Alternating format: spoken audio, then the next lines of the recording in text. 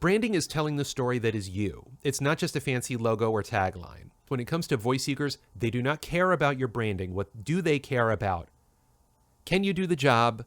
Can you do the job quickly? Can you do the job under budget? And can you do the job and not be a pain in the ass? Think about those 4 questions that I just asked and take out the word voice actor and put in the word plumber or dentist or architect or any profession. Can you do the job? Can you do it well? Can you do it quickly? Can you do it under budget? And are you going to be a pain to work with? This is what voice seekers care about. They don't care if you're the voiceover chef or the voiceover scientist or the voiceover, centaur. I don't know. They don't care. Focus on the things that matter. Your training, your demo, your website, your home recording. Focus on that. And then once you've got all of that in place, then you can start to figure out what is the story of you that you want to tell. Be you. You are your brand. Okay, because you're not a company. You're a human. You're one human. You're not McDonald's. You're not the Nike swoosh. You're not some multi-billion-dollar company which is faceless, but the logo is the face. But that's not you. You are you. You are the face of your company. You are the company. So focus on being you as much as you can. When you start to genre specialize and build platforms and are able to do a bunch of things in a bunch of different ways and are really able to expand your reach and your story as a voiceover business, then yeah, maybe you could look at like coming up with a logo and a tagline and stuff like that. Because remember that your branding is not just the logo and the tagline, it's everything that's behind that logo and tagline and color scheme and all of that stuff. So my best advice for branding is you'll know when you're ready. Focus now on being the best human that you can be, on being the best voice actor that you can be, and being the best voiceover business that you can be. Everybody is different. Everybody's definitions of success are different. Everybody's genre proficiency and mastery dreams and dream clients are different. And depending on the way that you need to get cast, the way that you need to engage with clients based on your definition of success and based on the genres that you wish to be successful at will have a major influence on if you should brand yourself at all. And if you choose to brand yourself, how should you brand yourself? There are 2 groups of voice actors. There are public voice actors and there are private voice actors. What are public voice actors? Public voice actors are voice actors who do video games, animation/cartoons, and audiobooks. These are voice actors that when they perform in a cartoon, in a video game, in an audiobook, their name is known to the people who are listening to the cartoon, watching the cartoon, playing the video game, listening to the audiobook.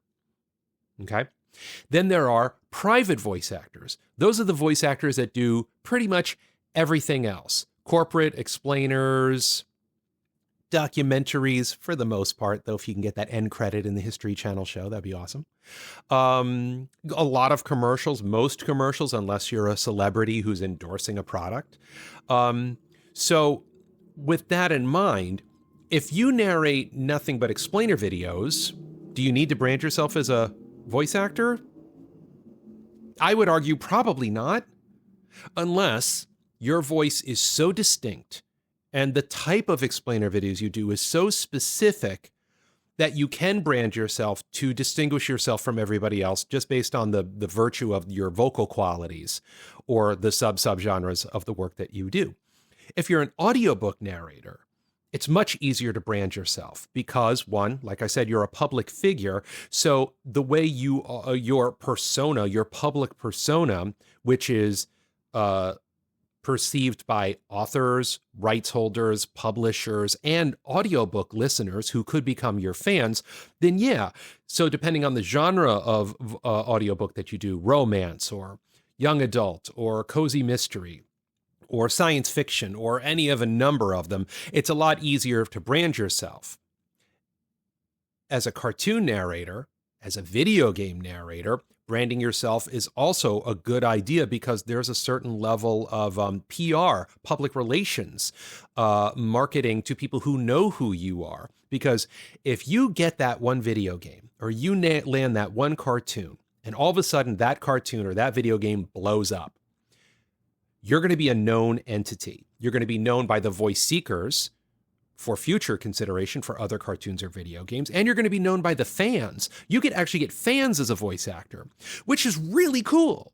So then branding and the way you position yourself and the way you represent yourself publicly is extremely important. So branding could be extremely relevant to you.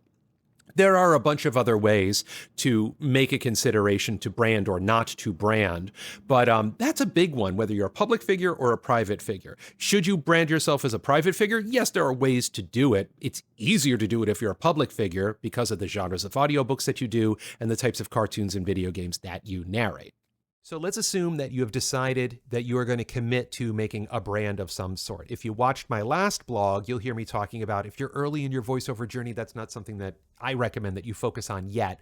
If you are early in your voiceover journey and you're like, I'm doing it anyway, or if you are a little farther down the road and you feel that you're ready for it, make sure that the branding ideas that you have in your head match reality and people's perception of reality, which is the only reality we can work with, and every aspect of your voiceover business is in sync with this brand idea.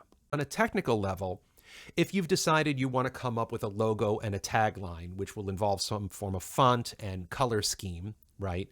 You want to make sure that that logo, tagline, font, color scheme is consistent on your website and on all of your social media profiles. There needs to be a consistent through line. Like McDonald's doesn't have red with the golden arches over here and then have some other font and color scheme and pattern over there. It's consistent. It's consistent on all of their advertising.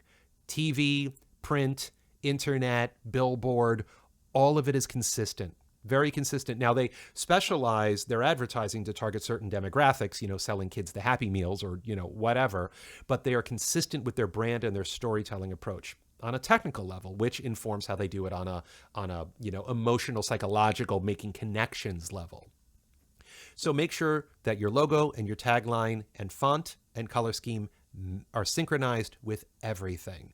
Everything where anyone can see you, even your email signature. When you are reaching out to clients, it should be your email stationery signature should be branded. Your blog should be branded. Everything should be branded consistently with that logo, tagline, font, color scheme. So now on a more of a long-term, long-term strategy level, it's what is my story? What story am I trying to tell? My advice for most of you is that your story is you. Be you. What is the story of you? Where did you come from? What is informing you as a human? What is informing your voiceover career? Why are you a voice actor? How did you become a voice actor? Where were you before you were a voice actor? If you came from a radio background or a theater background or an opera background or a TV film background, that's part of your story. Tell that story. And a lot of you think that, and this comes up a lot, I need to make a new LinkedIn profile for my voiceover thing because everything I did before isn't voiceover, so I should make separate ones, right? Wrong. So for example, if you were a registered nurse for 25 years and you're trying to get into medical narration, well, that's a no-brainer. That's a huge part of your story. If you served in the military and you want to narrate military fiction or military nonfiction audiobooks, well, then that's a huge part of your story because it lends value and credibility to the story that you're trying to sell and the product and service that is you that you are trying to sell.